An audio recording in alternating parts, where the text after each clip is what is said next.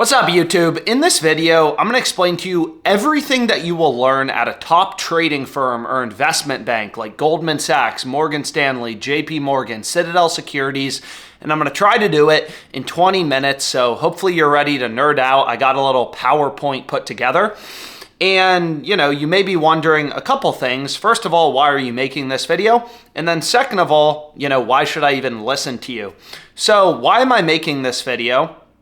Is hopefully it's useful information. I remember, when I was considering first jobs, internships while I was in college, I spent a lot of time, kind of watching videos online. Most content is horrible, so hopefully this video actually provides some insight if you're considering, working in trading, working at an investment bank like Goldman Sachs, Morgan Stanley. Hopefully this video, gives you a little glimpse into what your life is going to be like, things you're going to be learning. Now, I worked at 3 different trading firms or investment banks. I interned at Cantor Fitzgerald as well as Morgan Stanley. I was kind of on different trading desks, but these were just internships. However, the first job I took out of college, I was a quantitative trader at Susquehanna International Group, which is a firm located in Philadelphia. It's one of the top trading firms, in the US. And the point of this video is to kind of go through everything you do in a day, everything you learn, everything they teach you. And if you're considering a job in trading, applying to a job in trading, whatever, I hope you find this video helpful. So without further ado, let's get nerdy. Let's get into this PowerPoint. So here we go. I got my PowerPoint pulled up. And again, the goal of this video is when you get to the end of this video, you completely understand what you're going to be doing, what you're going to be learning if you take a job or an internship in trading. So I have a little agenda here, for you, for you guys. But the first thing I'm going to explain is what do trading firms do? Because I think there's a lot of confusion. What is the purpose of a trading firm? How do they make money? This is probably unsurprising, but when you're working at a trading firm or an investment bank like Goldman Sachs or Morgan Stanley in a trading division, there's a bunch of different asset classes. You could end up trading a bunch of different things. There's stocks, there's derivatives, calls, puts, options. There's commodities like natural gas, oil, corn. There's even cryptocurrency now, right? Most trading firms have cryptocurrency divisions because crypto has gone so mainstream. So the first thing I really want to cover is what do trading firms do? The second thing I want to cover is what are perks of working in trading? When I was in college, I even remember, I had a friend who, he invited me over to where he was living, and he basically asked me, I don't know what I should do. I don't know if I should, continue in my pre-med path and be a doctor, or if I should become an investment banker. And what I ended up telling him is, I don't know, man. That's your life. A doctor versus an investment banker, those are 2 completely different professions. So I'm kind of going to go through what I think the perks of working in trading are, why I decided for my first job out of college, my first internships, I wanted to work in trading, what appealed to me. And if that resonates with you, maybe trading is a good career for you. If it doesn't resonate with you, maybe you need to try a new YouTube channel. Next, I kind of want to cover what do you learn at a trading firm?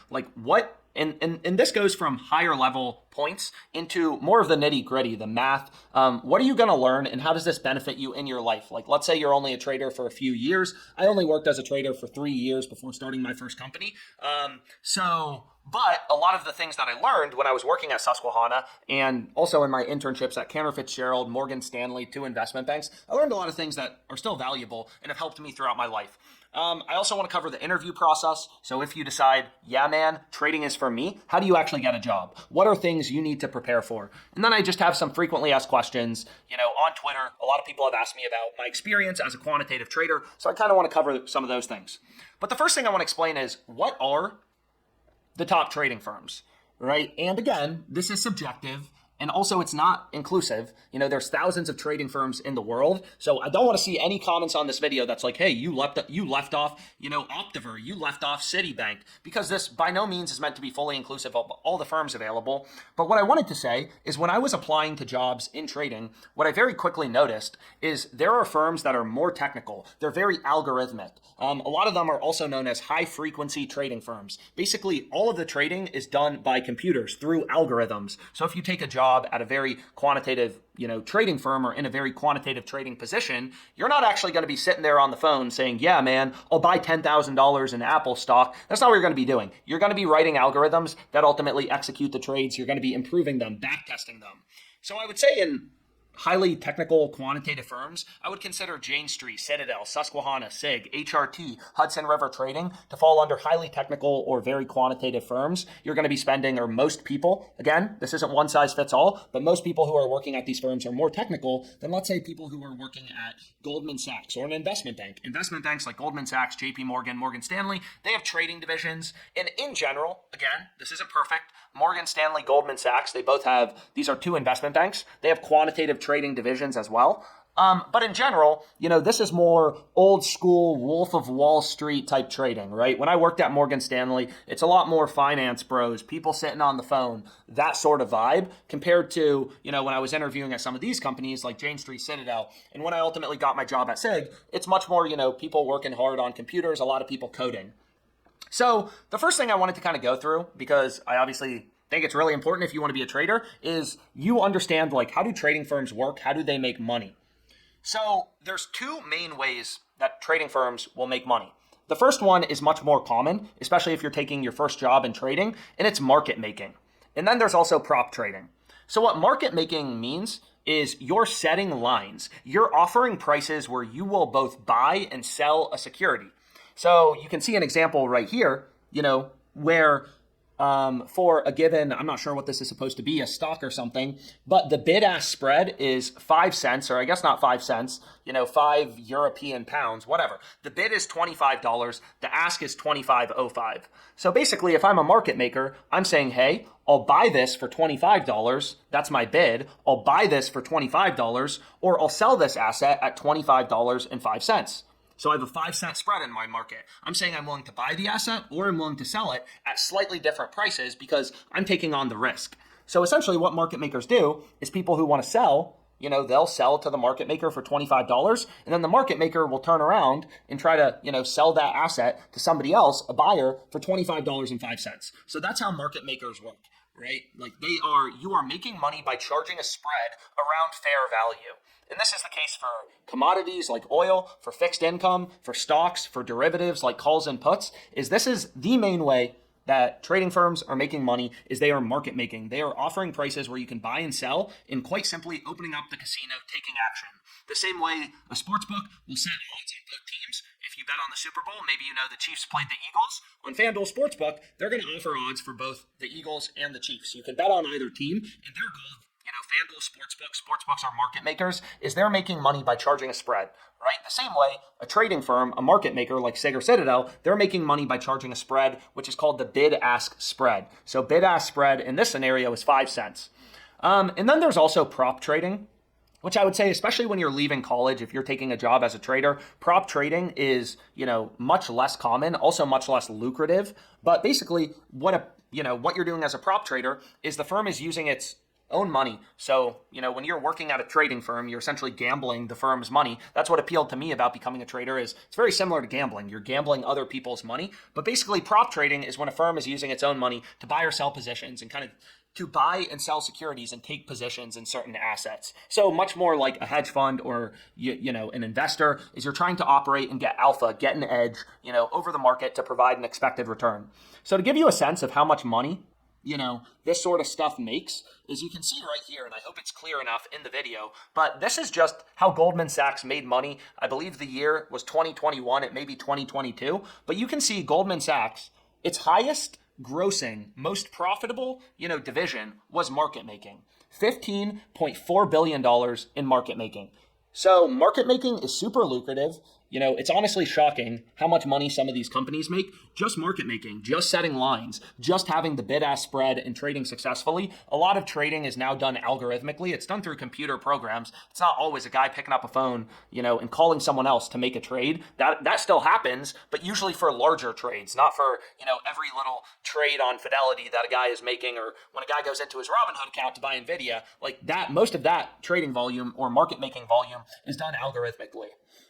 So I kind of said this earlier, but there's a bunch of different asset classes. So for example, when I interned at Morgan Stanley, it was like a 10-week internship, may have been a little bit longer, but they put you on 3 different desks. Each desk was for about 3 weeks. So I worked on fixed income, bonds, I worked on commodities. And actually when I started working, at Susquehanna, my first job out of college, I first worked on the natural gas desk. So you're literally trading natural gas, a physical commodity. And it's actually really complicated. It's really interesting because in different parts of the country, depending on supply, demands, shortages, weather, right? If there's a huge storm in Texas, it may be harder to get natural gas into Texas and the price goes up. It's a market, supply and demand. So long story short, there's a bunch of different asset classes. So if you decide to become a trader, you could be trading equities, stocks. You also could be trading fixed income. You could be trading alternative investments like crypto, gold, silver. It's ultimately going to depend on your skill set, your interest, and what firm you end up working at. So probably one question people want to know about is what are the perks of working in trading? So I wanted to kind of go through this briefly. And I would say this is the main thing that's going to stand out to most people. So I said money and interesting, which is true, this is crazy, bro. Look at this. Average monthly pay for Wall Street interns. Jane Street, which is known by many people. It's actually where Sam Bankman-Fried, the founder of FTX, who is now in jail. Jane Street is where I think he started his career, or maybe he interned there. Their average monthly pay for an intern is $16.3 thousand. So, obviously money, compensation is a big part. A big reason why a lot of people want to work in trading is you get paid pretty well at all of these top firms. You also get, nice dinners, free trips, stuff like that. Another benefit of trading is relatively low hours compared to most financial jobs. So for example, if you decide to work as an investment banker or even a lawyer, you're going to be working a lot more hours than as a trader. Like when you are a trader, the stock market, most markets, are open from 9:30 to 4. The stock market opens at 9:30 a.m. on weekdays. It's never open on weekends. It opens at 9:30, it closes at 4. So after 4, obviously there's things you can work on, you can improve upon, you can review your results from the previous day. But after 4 p.m., there's no more trading. Your day is done. So when I worked at SIG, there were definitely a lot of times where once it hits 4 p.m., people are writing up their end of day recap and they're headed home. So the hours are not that crazy. Like you hear horror stories in investment banking of people having to work 100 hours a week. That is not the case in trading, or at least it wasn't for me in my internship at Morgan Stanley, Cantor Fitzgerald, and then my full-time role at SIG. I really never was forced, to work that much. I mean, don't get me wrong, 40 hours a week is still a lot of time. In some weeks, I definitely worked more at SIG. I wanted to put in extra time, but you definitely have a very solid work-life balance as a trader. So the next thing I kind of wanted to go through is, trading is gambling. And it sounds crazy to people, but the similarities between poker, being a professional poker player, and a trader on Wall Street, they are very similar in terms of, decision making, what you're thinking about, bet sizing, taking risk, allocating capital. Gambling is trading, trading is gambling. So for example, when I was working at Susquehanna, they literally had poker tables in the office. My first 2 years at SIG, as a trader at SIG, I literally spent hours playing poker as part of the training curriculum at SIG. There's actually an article in the Wall Street Journal about this. I literally probably got to play, and I was paid for this, right? This was during work. I was paid essentially to play poker and get better at poker because it's a big belief at SIG that poker, decision-making, optimal bet sizing, thinking with imperfect information, it's a big belief at SIG that, learning how to play poker and how to think about poker will actually help you become a better trader, a more profitable trader for the firm. So especially when you start at SIG, you spend a lot of time playing poker. And I have friends who work at other trading firms like Citadel, like Goldman Sachs, and there's a big poker culture in a lot of these firms now. They literally teach you poker, make you play poker in your job. The main reason, I took a job in trading though, like obviously the money's nice, the pretty good work-life balance, all those things are, great, amazing. I don't mean to underplay them, but what really I loved is I'm gambling for my full-time job, right? When you're a trader at a trading firm like SIG, like Citadel, you're essentially gambling other people's money all day long. So if you've been on this YouTube channel before, I love sports betting. I make a lot of sports betting content. So I would literally go into work, right? I would trade all day other people's money in financial markets. I would gamble all day long. That's what you're doing as a trader. And then I would go home and I would bet on sports, and I would just gamble my own money, not in financial markets, but in sports betting. And obviously what I learned as a trader made me a much better sports bettor, just being more markets oriented, more data driven.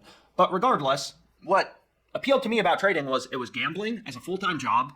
What is better than gambling as your full-time job. Other people's money, like that's fun. And the second reason trading appealed to me is markets are always different, right? There's always crazy stuff happening in the world. So I'll give you an example is during COVID, there were crazy swings and movements in airline prices, right? Obviously, COVID brought a huge scare to what's going to happen to the hospitality industry. Are we still going to have all these planes and stuff like that? So during COVID, I was trading airlines, and every day was like a movie. I mean, airlines up 10%, down 10%. It was really interesting to follow. It was interesting to follow the current events, and it was fun to trade, right? Like when I was considering professions, going into different jobs out of college, a lot of jobs seemed boring, right? Become a software engineer at Google and work on the same button and changing around the color. That didn't seem that fun. What appealed to me about trading is every day you wake up, there's crazy things happening in the world, stocks, new products and tech, all these things that are moving markets around. You get to follow all that stuff and gamble on it. That's fun. That's what appealed to me. And ultimately made me take my first internship in trading, and then my second internship, and then my full-time job at Susquehanna International Group. So you can see right here, here's kind of what I was talking about. It's literally insane. Why this Wall Street firm wants its traders to play poker. I literally got paid to play hundreds of hours of poker. It's pretty amazing. There's actually a full video. There's a full video, like a 17-minute video on this article. So if you kind of want to learn more about that, you can check that out. So now I kind of wanted to go through, important question is what do you learn as a trader? And, this is obviously kind of going to be the bulk of the video. The first thing you learn is just how to think rationally. So logic, right? And obviously this is, very vague, but I'll give you an example is at SIG, you learn a lot about decision making because a good decision does not mean a good outcome, right? So at SIG, when I started to become a trader, my bosses or the people, that were interviewing me, they were always questioning my thought process. If I decided to buy a certain stock, why are you deciding to buy that stock? Why did you make this offer? Why are you only buying this much? Why aren't you buying more? Why are you buying this stock, not this other stock? Long story short, it's not necessarily about the result. It's about the process and the decision making and having rational, logical, data-backed thinking that gets you, to the decision you make. So I'll give you a simple example is, let's say, the Chiefs were plus 1,000 odds against the Eagles in the Super Bowl. So this is a sports betting example, but I think it's applicable, is if you could have gotten the Chiefs at plus 1,000, the game was about even money. Plus 1,000, if you don't bet on sports, means you're betting 100 to win 1,000 in profit. So a 10 to 1, profit margin, you're putting down 100 to win 1,000 in profit if you're getting plus 1,000 odds. So obviously the Chiefs got blown out. So it wouldn't have mattered, right? If you got plus 1,000, plus 100,000, whatever, minus 110, which is what most people were betting them at, minus 110, minus 120, minus 130. Regardless, you would have lost your bet, right? However, obviously, Chiefs plus 1,000 would have been crazy. Everybody in the world would have taken that bet. The game was a coin flip, 50-50 for Eagles versus Chiefs. So anybody who had a brain would have taken Chiefs plus 1,000. It was the right bet. That would have been a smart bet. That would have been a great bet. You literally could have gone to another sports book and hedged. If you got the Chiefs at plus 1,000, you could have hedged out of all your risk and guaranteed a profit. That's called arbitrage. But long story short, good decisions, making good bets doesn't always mean you're going to make money, right? Just because you have sound logic in every trade you make doesn't mean you're going to make money with every single trade. There were days at Susquehanna where I lost millions of dollars. I thought I was really on top of my game. I was really on top of things, but I lost money. What's awesome about trading firms like SIG is they really train you to not be focused on the result, but be focused on your decision making. How did you get to the conclusion of what price you wanted to buy or sell something at? How did you determine how much risk to take? All sorts of things like that. And I honestly think that teaches you to become a smarter or a better human, right? Just being able to make good decisions. So I'll give you a simple example is, let's say I'm drunk, right? I'm very drunk, but I also need to pick up my kid from school. If I drive, right? Maybe I drive drunk, I pick up my daughter, I come home, whatever. I don't actually have a kid, so I don't even know why I'm giving this example. But regardless, sure, whatever, the outcome was fine, but it was a horrible decision. And over the course of a lifetime, making horrible decisions is going to hold you back. It's going to get you in trouble, whatever. But I also could have done the right decision and taken an Uber, and that Uber could have gotten in an accident, right? So I made the right decision by not driving myself and taking an Uber, but I still had a bad outcome. So making a good decision doesn't always mean good outcome. And you really need to be certain and think about, your decisions very carefully. Like if you're putting $1 million of the firm's money into something, you're making a big trade, you really need to think through all the variables. Nobody knows the future. Nobody knows what's going to happen in markets. We could have another COVID start tomorrow. So you are always, as a trader, making decisions and learning to make better decisions with incomplete information. Right? So, for example, and it's the same thing in sports betting, right? Like if I go and I bet the Celtics to win the NBA championship, Jason Tatum could, hopefully he doesn't, to be clear, he could get injured tomorrow, and Jaylen Brown and Porzingis and Derek White, their whole team's out. They're not going to win the championship. You're always making bets, making decisions as a trader with incomplete information. You also learn about bet sizing, risk versus reward. Right? Like obviously making money and as much money as possible is what the firm wants you to do. But it's also, you need to think about bet sizing. What is my confidence in this trade? How sure am I? Right? And also you can't lose your shirt, right? Like once you make a trade, that trade is final. It's not like if the stock goes cratering down, you can go back to the person, you bought it from and say, hey, I actually don't want to do this trade. Once you make a decision, it's done. So long story short, bet sizing, risk versus reward. You also learn how to deal with variance. Like again, there are days as a trader, you're going to lose money. There were days I lost millions of dollars. I felt horrible. I never want to lose people's money, the firm's money, whatever. But there were days like, you're going to lose money. So you learn to get used to variance. If you're an investor or a trader or a sports bettor, nobody wins every single day, right? Unless you're arbitraging in some way, nobody's winning every single day. So you really, as a trader, you learn to deal with variance and sometimes going through tough periods, losing streaks, stuff like that, which I do think is valuable, whether you're betting on sports, whether you're investing, is if I decide to buy the S&P 500 today, it could go down 4% tomorrow. I didn't necessarily make a bad decision by deciding to invest some of my money in the stock market. It's just, I had some variance. So you learn thinking rationally, you learn game theory, you also learn maximization, which I think is really important, right? Like, if you make $5,000 in two different separate trades versus $15,000 in one trade, obviously you prefer to make $15,000 in one trade as opposed to doing two trades and making $10,000 total. So you're always thinking about maximization, right? Like how can I make as much money as possible off this trade? If I make a trade and I sell something at $10 when I could have gotten $11, I actually missed out on a lot of money. So you always want to maximize, charge as much as possible, buy for as little as possible. But at the same time, you need to be competitive. All of these trading firms, Citadel, Susquehanna, Goldman Sachs, Morgan Stanley, they're in competition with one another for orders. So it's not like I can say, hey, I'll bet the Chiefs at plus 1,000 and expect someone to give that to me, if I'm trading sports, let's say. So long story short, thinking about maximization. I'd also say you very quickly learn that you're not that smart. Right away when I started trading, I had opinions. Hey, this stock is going to go up. This is what's going to happen to airline stocks. And the truth is, it's very hard to time the market exactly. No one's that smart. Nobody can tell you for a fact if Facebook is going to go up over the next month or down. And a lot of that is because we don't know what's going to happen in the world. We don't know what their earnings are going to be. We don't know if there's going to be new competitors. We don't know if there's going to be regulation changes. The world is always changing. We don't know if there's going to be any freak events like COVID that send the market into free-for-all. So long story short, what you do learn as a trader is you don't know everything. You're never always right. And also markets are pretty smart. Right? Like you have to respect the market. Money talks. So by that I mean, if Nvidia stock, let's say, is $200 and you think it should be worth $205, why are you smarter than everyone else in the world? There are millions of people, hedge funds, really smart people running really complicated models, doing all sorts of research, deep diving into the entire industry. 200 is the price. Fair value, where supply and demand are equal. So if you think Nvidia should be worth more or it should be worth less, why are you smarter than the rest of the world? All the other top hedge funds, everyone else, because this is the price where it's trading right now. That's what's fair at the current time, right? Things change. So maybe right now Nvidia is worth $200. If COVID hits tomorrow and, the economy tanks, it's like, okay, maybe Nvidia goes from $200 to $100. The valuation of the company is cut in half. Share price, all a share price does, all a stock price represents is the valuation of the company.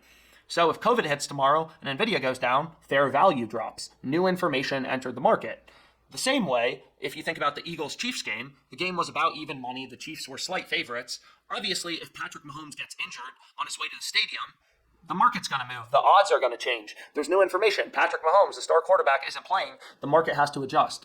So long story short, you learn a lot about markets, fair markets, and the world is smart and you have to respect money. You have to respect what the market thinks, because if you're just following your gut, you're going to get killed as a trader long term. Honestly, you'll probably never even get a job in the first place if you're just following your gut as a trader at any of these places. It's very data driven, and there's no luck long term. You either have an edge or you don't. Which is the same thing with sports betting. Anybody can win a bet. Anybody can win a parlay. The hard part is winning long term, winning year over year, actually having an edge in winning long term. And so many people get caught up in the day to day of, did I make money? Did I lose money? So here is an example. When I was at SIG, I was an option market maker. So, again, I explained airlines. I was trading calls and puts on airlines. But here you can see a market making example, right? There's a stock option. And let's say you think that stock option is worth $1.40, right? $1.40. That is fair value. All your models, all your complex computations, because I want to be clear, obviously there's a lot of crazy trading math, like the Greeks, delta, theta, gamma, vega. We're not going to go through all the formulas, necessarily in this video. But let's say you think 140 is the fair price for an asset. You can make a 40-cent spread, 120 bid, 160 offer. So if somebody buys, for 160, you think you have 20 cents of edge, right? Or profit margin on your trade. You just sold something that you believe is fairly priced at 140 for 160. You made 20 cents. That was your edge, 20 cents above fair value you sold it for. So your edge or ROI should be about 20 cents long term. That's what a market maker does, right? Is you're providing liquidity. So when I log on to Fidelity, I can buy or sell any stock. It'll be done almost instantaneously. The reason I can do that is there's other market makers who are willing to take on the risk, match my order, with someone who's interested in the opposite side of the transaction. But you can see right here, I'll give you a simple example, is let's get rid of this example. And let's just say, I know for a fact a stock is worth $10, right? I could buy that stock for $9, sell it at $11, and ideally someone sells it to me for $9. I turn around, flip it right away for $11. I just make the $2 bid-ask spread. But basically, whenever I make a trade, I have $1 in edge. However, as a trader, again, it's risk versus reward. There may be another market maker. So if I work at SIG, maybe there's some guy at Citadel who says, oh, your market's too wide, 9 at 11, $2. I'm willing to take this trade, not for $1 of edge or a $2 bid-ask spread. I'm willing to do it for a $1 bid-ask spread. I'm going to make my market 9.50 at 10.50. I'll buy at a more competitive price and I'll sell at a more competitive price. So now, if I'm the guy who's 9 at 11, somebody comes in 9.50 at 10.50, I'm never going to get any trades done because I'm not even offering the best price. So I need to match it or do better. But at some point, it's not even worth it, right? Maybe if it were, maybe if it were $9.99 at 10.01, a 2-cent bid-ask trade, a 2-cent bid-ask spread, I say, hey, look, I'm out for the risk. This isn't worth it to make 2 cents. I need a bigger spread. So maybe there's some markets that, you're fine not really trading in, not being as competitive because you view them as riskier than other people do. So the next thing, that kind of impacts you as a trader is there's always new information, right? So impacting fair value, which also means you don't want to lose your shirt, right? Let's say tomorrow in the Lakers game, I bet all my money. I'm so confident the Lakers are going to win. I put all my money down. LeBron James gets injured. That's going to massively move the market. So information, which could mean order flow, or it could mean literal new information. Maybe a CEO dies, right? That may affect the stock of a price. Maybe a new regulation, against pharmaceutical companies. That's going to affect, the stock price of Pfizer or something like that. But long story short, there's always new information. I keep saying long story short, so I apologize for that. This video, I'm recording it pretty late at night. But there's always new information coming into the market, and that could be news, that could be economic news, that could be, political news, which president ended up winning. All these things impact the market, but order flow also impacts the market. So I'll give you a simple example is let's say I'm trading the stock $9 at $11, and everybody is just buying from me at $11. I thought this stock was worth $10. Everyone in the world is buying it at $11. So maybe I'm actually wrong, right?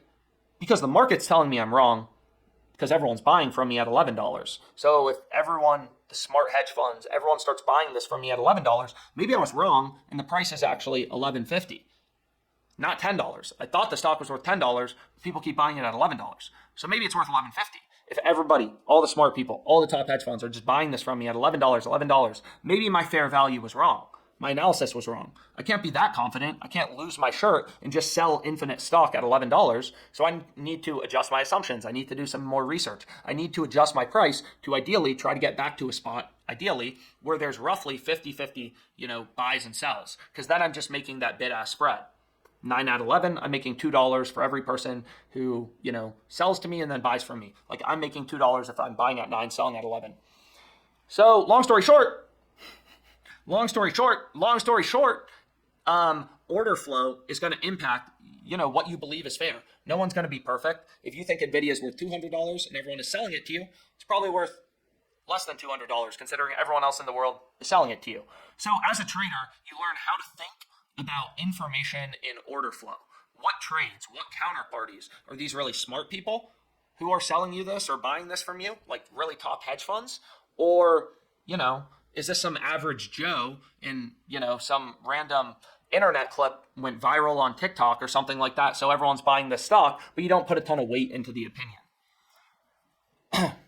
And again, you always need to think about tail risk too, just like what could happen. So let's say I'm an NVIDIA trader, I'm trading all these options on NVIDIA. I need to understand if NVIDIA goes down 20%, like it did, I believe, this month, or maybe it was a month ago, with news of a new competitor out of like China or something like that. NVIDIA went down 20%. You can't bankrupt the firm if a stock goes down 20%. Like people have been so used to over the past few years, just seeing NVIDIA tick up, tick up, tick up, tick up. Nobody was really prepared. Like you kind of get lulled into that state of the world that, hey, NVIDIA is just going to, slowly but surely go up. And then it drops 20%. So you always need to be considering tail risk. Things like COVID, the financial crisis in '08, NVIDIA. There's always crazy things happening in the world and you can't bankrupt the firm because you will get fired because the stock goes down 20%. You always need to understand your risk. What if the stock goes down 30%, 20%, 10%? What am I on the hook for? So, you're also following along with like current events, when are earnings reports, when are new product launches. You need to make sure you're aware of those things, again, because it should be factored into your price. So again, there's a lot of math behind trading that you're kind of going to learn about, but I would say these really are the most important things that we just kind of went through. All the math, it's big formulas, complicated, but whatever. I'm sure you'll learn it with something, you'll be able to figure it out. But what I wanted to explain next is if you're like, trading is gambling as a full-time job and you get paid a lot of money, like that seems sick. How do you get a job in trading? That's what I'm going to go through. So the first thing is as a trader, and this is true in the job as well. Again, like I traded options at SIG. I was on the natural gas desk when I first started different products, but you have to think quick on your feet, right? If someone wants to make a huge trade and they call you, you can't say, hey man, give me 5 hours, I'll get back to you. A lot of times you have to make decisions quickly. Or hey, at this other firm, they're offering me a better price. Can you match it or do better? And you need to think about, okay, how, what am I willing to do? And you also need to constantly be following, all the price movements in the market. But regardless, as a trader, you need to think quick on your feet. So a lot of the questions they'll ask you in trading interviews, all of this is public information, by the way. I'm not sharing any secrets here. These aren't direct interview questions I ever had. I honestly don't even remember the exact interview questions I had, but I know I got asked a lot of mental math. What is 54 times 66? Literally questions like that. And it may seem useless, but again, as a trader, you need to be super detail oriented. If you say, hey, I'll buy this at $14 and you meant to say $1.40, it's not like, I accidentally screwed up. Like you could have possibly lost tens of millions of dollars of not even your own money, the firm's money, and you're on the hook for it. So you need to be detail oriented and you need to, be good with numbers. So mental math is something you have to learn. You also have to learn, I call them brain teasers. These are kind of logic, kind of math questions. So I included one below that I just saw online from Jump Trading, which is a quantitative trading firm. It's called heavy balls. You have 12 identical balls. One of the balls is heavier or lighter than the rest. You don't know which one. You can only use a scale which shows which side is heavier. How do you determine which ball is the odd one out with 3 measurements? Weird question, but this is the type of stuff I was asked. So you may be thinking put ball 4 and 4. No, you don't want to give some BS answer. What they want you to do is think through it logically, think through the math, and then come back with the correct answer ideally. Again, most of these questions that they're going to ask you, they're not going to be subjective. How are you feeling today? What do you hope to accomplish in life? I mean, they may ask you stuff like that, but it's definitely going to be some technical stuff. And I'd argue that's the harder part. And you can see the answer is like some complex thing. Like, here's the solution. I don't know, man. That's a lot of information right there. So, and you can go through it, and obviously it makes sense once you go through it. And this question may seem crazy, so out of the blue, but obviously it's better to be prepared, right? And know this type of stuff compared to not prepared and not know this type of stuff. So there's literally a billion questions you can look up online that are similar to this brain teaser, this mental math question. You can practice. Before my interviews, I spent a ton of time practicing mental math. I do it in the shower. What's 68 times 42? I don't know. Let me think about it. Like, I would do stuff like that to try to prepare for the interview. The next thing I'd say is, like, a lot of companies, like when I was interviewing at Morgan Stanley for a trading internship, they asked me, like, why do you want to work here? You don't want your answer to be passive. If you're looking for a job, these people are investing time, money, resources into you. They're training you. They don't want you to work there for 3 months and dip. You did nothing. You came to the company, you wasted people's time, and then you left, right? They want people who are going to work there, ideally, their whole career. So you definitely have a good chance of being asked a question like, do you want to work here? What do you view as your life goals over the next 10 years? And, like, obviously, if this isn't true, it definitely makes it harder to say. And I never want to say lie, because that's not what I'm saying. But I'm saying, like, you want to be sure your answers are true and passionate. Like, if you're asked, where do you see yourself in 5 years? If you do get asked a softball question, you don't want to say, oh, I'm actually hoping to, like, move to Costa Rica with my girlfriend. You don't want to say that. You want to say, and, for me, this was true. This is truly what I believed. Is, like, I love to gamble. I want to be working in trading. I want to be, working in trading. So that's what I want to be doing. Like, there's no ambiguity here. I love gambling. I love financial markets. This is what I want to be doing. Like, that's the answer they want. And any employer would want. They want people who sound pumped up about the job and are very confident in their ability to do it and be successful at it. And also, that they want to do it. And are excited about it, and they're not planning on bailing in a couple months. So regardless, practice these brain teasers, practice mental math. And yeah, so I'd say the final thing is just like FAQs. Like, I've definitely had questions about which firm is best to work at, which one's best to apply for. Obviously, I'm biased. I worked at SIG. I loved SIG. I thought the poker thing was really cool. I literally got to play poker at work. Maybe a downside for some people or a lot of people is you're in Philadelphia. The firm is based there. Whereas a lot of people want to live in New York, especially when they're young. Most trading firms are in New York or Chicago. Philadelphia, I don't want to call it a D2 city because that's not the case. I like Philadelphia. I have no problem with Philadelphia. But obviously it's not maybe people's first option or some people's first option. But I do think there's lower taxes in Pennsylvania. So there's always pros and cons. But regardless, if you have any questions about trading, becoming a quant trader, let me know. You can comment them on this video. I'll try to get back to every single one. And I really hope you enjoyed this type of content. If you like it, I'll try to do more content like it. Thanks so much for your time.